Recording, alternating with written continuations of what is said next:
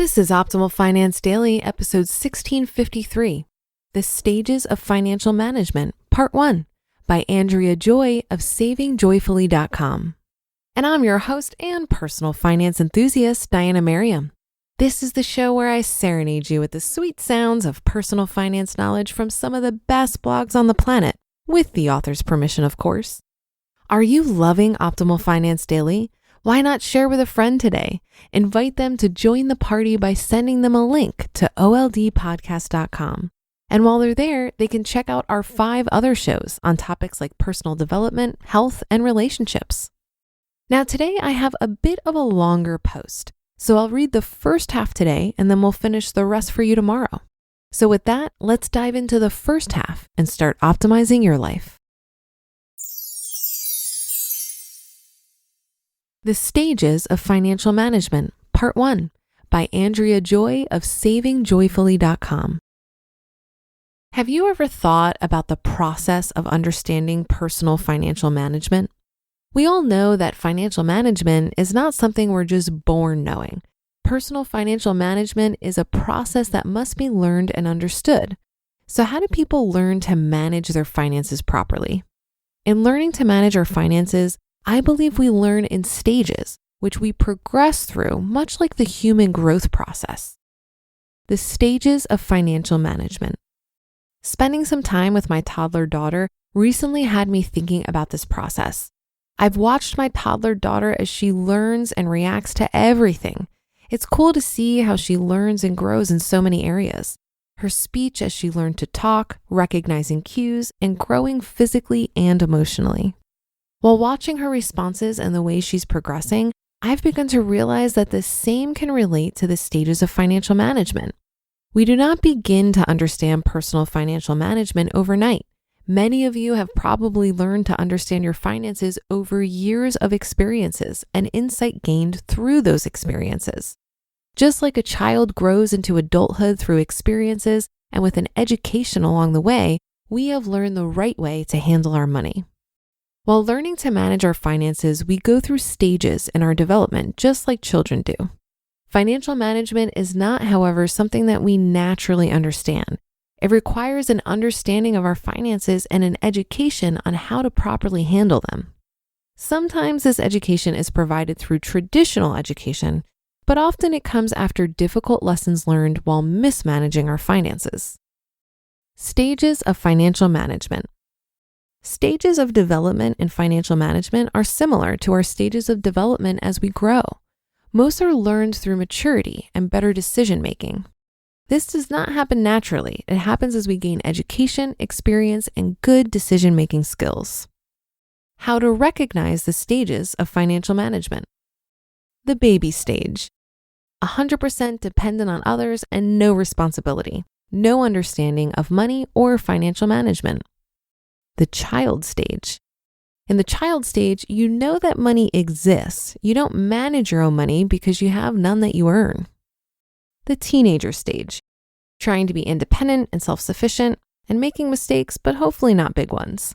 Ideally, learning lessons through your financial mistakes help you progress to the next stage. The adulting stage. Beginning to make the right decisions, completely independent, beginning to properly manage debt and income. The mature stage. Working your plan consistently, you have a budget, you have savings, no debt or manageable debt, good credit, prioritizing investing, savings, and good financial choices. My journey through the stages of financial management. I found myself stuck between teenager and adulting for many years. I was 23 years old and buried in debt before I even knew how to properly manage my finances. At that time, I was a college student with student loans, multiple maxed out credit cards, and poor money management skills.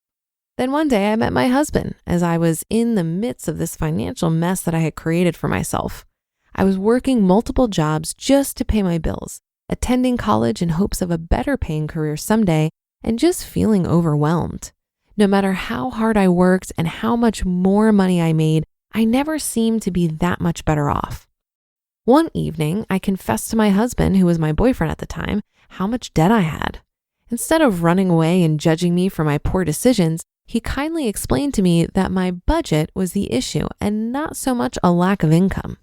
Growing up, I never heard positive things about money and had not learned how to properly manage my own money. I hadn't been taught the value of saving, how to pay bills, balance my checking account, or create a budget. I witnessed many arguments between my parents regarding my parents' overspending and the financial stress my dad was feeling as he tried to manage their budget. I didn't understand the correct response to struggling to pay my bills and was handling my situation the very best way I knew how. After that conversation with Jason, I still struggled, but I finally recognized the problem was not just the money I was not making. The real problem was my lack of understanding of managing the money that I was making. Sacrifice versus making the right financial choices. After my conversation with Jason, my husband, I began to understand the actual process of financial management much better. I realized that there was a process that I needed to follow to finally decrease my debt and improve my future. I would like to tell you that at this time, I progressed to the next stage immediately. Sadly, I did not progress that quickly. I began to learn and understand, but I still resisted some of what I knew needed to happen. To be continued. You just listened to part 1 of the post titled The Stages of Financial Management by Andrea Joy of SavingJoyfully.com. I enjoyed the focus here on the management of money because when I was first wrapping my head around my finances, I had no idea that my real problem was money management. For a long time, I thought I had an income problem, and if I just made more money, I could easily pay off debt and start saving and investing. And while this may have an element of truth for some people, meaning it is totally possible that you have an income problem, this was not the case for me. Once I started questioning my belief about my income being the problem and took a hard look at my spending, things really started to shift.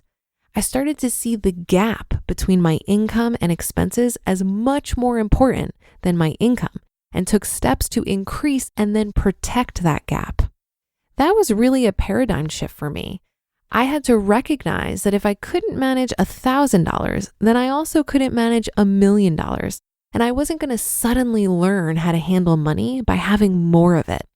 This is why 70% of people who win the lottery or receive a large windfall of money go bankrupt within a few years, according to the National Endowment for Financial Education. Another way to put it would be that financial literacy is not a side effect of wealth. Rather, wealth is a side effect of financial literacy. Well, that should do it for today. Have a happy rest of your day and a great weekend. And I'll see you on the Sunday show tomorrow, where we'll finish up this post and where your optimal life awaits.